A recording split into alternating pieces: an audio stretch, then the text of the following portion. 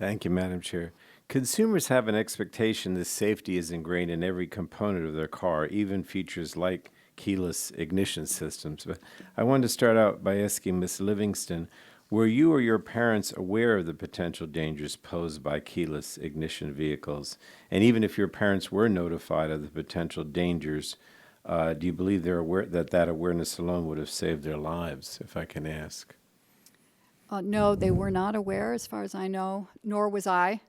And in fact, Sherry purchased this particular car based on its safety features.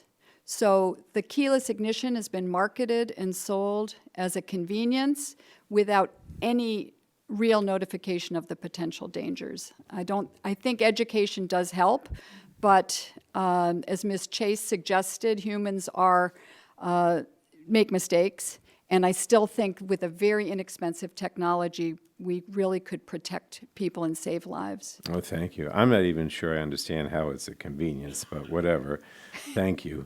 Ford Me and neither. It wasn't that hard to turn a key. I Do you know. agree? Okay. I agree.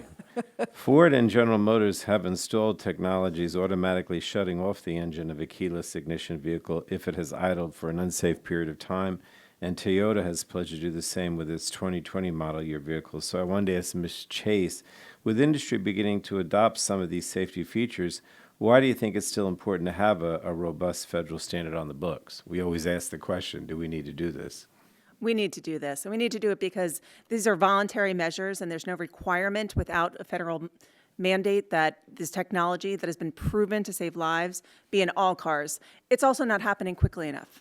With every passing day, we're endangering people throughout this country unnecessarily when there's proven technology that can be saving lives. Thank you. And vehicle rollaways are another hidden danger tied to keyless ignition systems. With a traditional ignition system, a driver is unable to physically remove the key from the ignition until the vehicle is in park. But with keyless ignition systems, drivers are reporting that they can shut off and leave the vehicle with the car still in gear.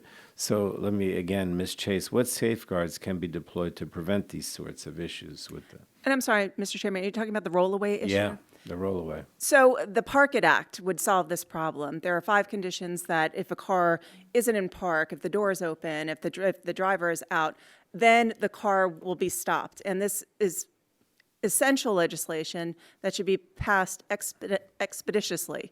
And that's a really hard thing to say. But we really thank you for your leadership. And when we know that people are dying, when there's a solution at hand, it's all the more tragic. So let's get this technology into cars. We urge Congress to take immediate action on the Park It Act, as well as the Hot Cars Act, to stop these preventable fatalities. Again, thank you, because I think we really should spare no expense to protect our nation's kids. Ms. Chase, again, how expensive is the technology used to detect the presence of a child in a vehicle and alert the driver or parent? I've spoken with a few of the suppliers, and I've heard that it can range from $20 to $40, but the key of that is once they're required as standard equipment, we all know that the price significantly goes down. So that's why this legislation is so essential, to get it as standard equipment into all cars. Now, we know that during our May hearing, Mr. Harrison shared the heartbreaking story of the death of his son Chase, who tragically died after being accidentally left in a hot car. So let me go back to Ms. Chase. Do you believe that Mr. Harrison or any of the hundreds of other parents who have lost a child to vehicular heat stroke would have been willing to pay for these technologies? Absolutely. Miles's story is heart-wrenching.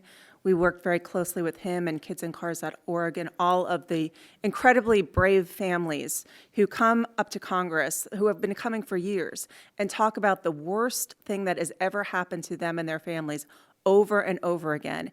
It is time for this technology to be put in all cars now. Just let me ask one more question. Do you believe that child detection technologies are sophisticated enough to accurately and reliably detect the presence of a child in the vehicle? I do believe that, and in fact, we're working on holding another demonstration so that all members of Congress and members of the public can come see how this technology works. We had one a couple months ago, and we're going to keep showing this technology, which gets better and better over time. But we believe that it is there now, and we also know that the rulemaking process takes some time. So that that period of time, technology will continue to evolve. When we're talking in the same breath about driverless cars, certainly we can get a detection system into cars.